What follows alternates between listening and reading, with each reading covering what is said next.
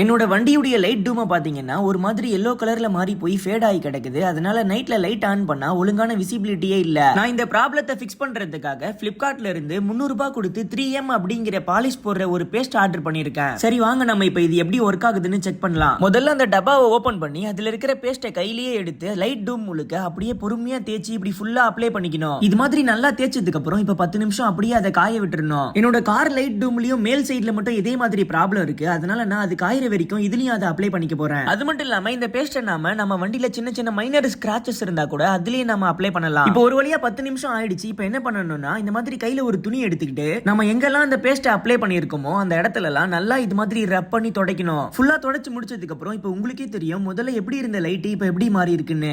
இப்போ நான் கார்ல இருக்கிற ஸ்கிராச்சஸ்ல அப்ளை பண்ணதையும் துடைச்சு காட்டுறேன், நீங்களே பாருங்க. அந்த அளவுக்கு கம்ப்ளீட்டா போகலனாலும் முன்னாடி இருந்ததை விட இப்போ எவ்வளவோ பரவாயில்ல. இந்த பேஸ்ட் ஓரளவுக்கு நல்லாவே ஒர்க் ஆகுது. இந்த 3Mங்கிற பாலிஷ் போடுற பேஸ்ட் உங்களுக்கு வேணும்னா சேனல் பயோல இருக்கிற லிங்கை கிளிக் பண்ணி பர்ச்சேஸ் பண்ணிக்கோங்க.